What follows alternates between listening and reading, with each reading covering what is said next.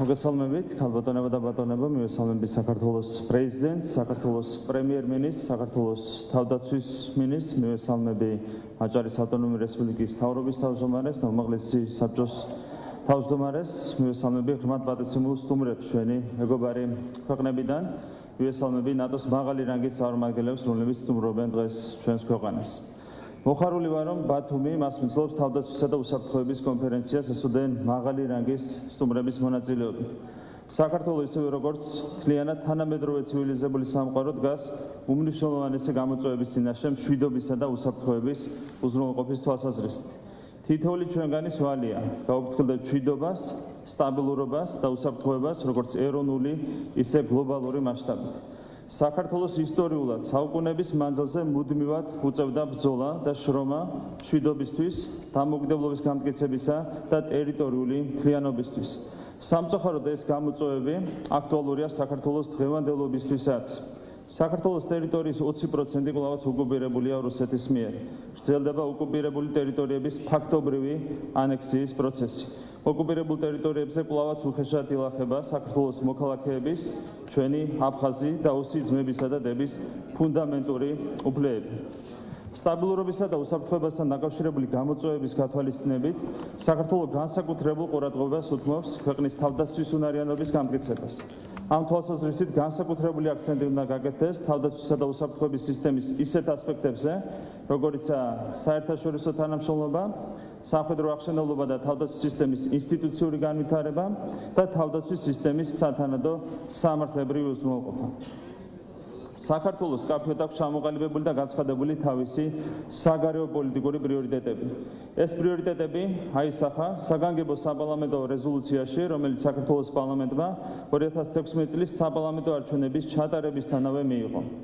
ქართველი ხალხისა და საქართველოს ხელისუფლების უმთავრესი პრიორიტეტია ევროკავშირსა და ნატოში ინტეგრაცია, რისთვისაც ხელისუფლება უმნიშვნელოვანეს რეფორმებს ახორციელებს.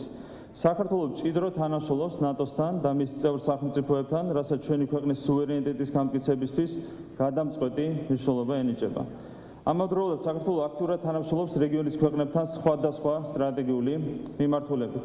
საქართველოს პრაგმატული პოლიტიკა რუსეთთან მიმართებით, აგრეთვე კონფლიქტების მშვიდობიანი მოგვარების პოლიტიკა, რომლესაც ყარად უჭერენ მხარს ჩვენი მეგობარი ქვეყნები, ეროვნული და გლობალური სტაბილურობისა და მშვიდობის უზრუნველყოფას ემსახურება.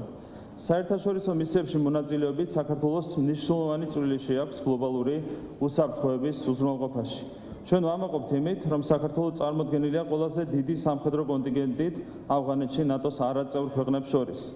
გამოცდილება აჩვენებს, რომ საქართველოს მიერ ბოლო წლების განმავლობაში არჩეულ საგარეო პოლიტიკურ კურსსა და პრიორიტეტებს დადებითი და მნიშვნელოვანი წვლილი შეაქვს გლობალური და ეროვნული სტაბილურობისა და უსაფრთხოების უზრუნველყოფაში.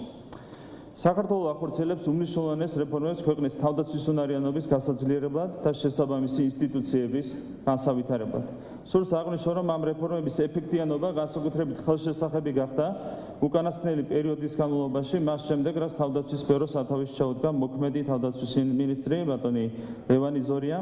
თავდაცვის სამინისტროს დღევანდელ ხელმძღვანელობას აქვს სამხედრო აღშენებლობის ძალზე კარგად გააზრებული გრძელვადიანი ხედვა და შესაბამისი სამოქმედო გეგმა, რაც უსათუოდ საქართველოს თავდაცვითი რესურსების არსებით გაუმჯობესებას უზრუნველყოფს.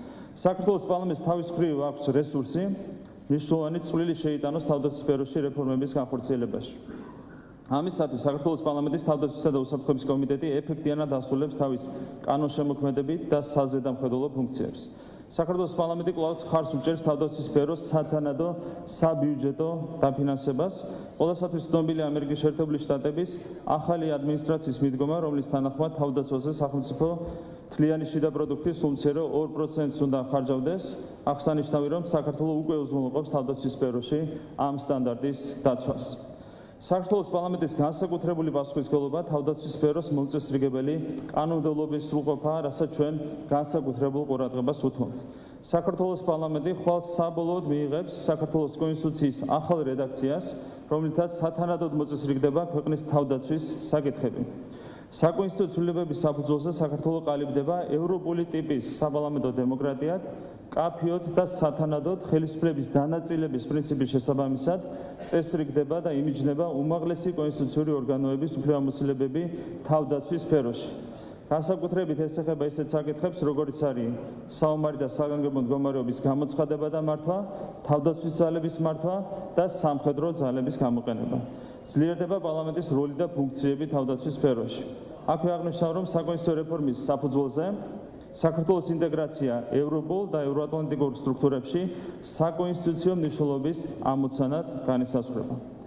ქალბატონებო და ბატონებო, როგორც უკვე აღნიშნეს, საქართველო და ცივილიზებული სამყარო დღეს დგანან უმნიშვნელოვანესი გამოწვევების წინაშე მშვიდობისა და უსაფრთხოების უზრუნველყოფის თვალსაზრისით.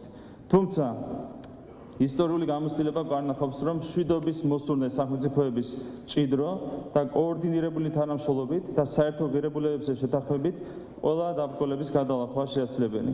საქართველო მზადაა კვლავაც დარჩეს ნატოს და მისი მეგობარი ქვეყნების ერთგულ და ღირსეულ პარტნიორად ამ უმნიშვნელოვანესი მისიის შესრულებაში. დიდი მადლობა ყურადღებისთვის.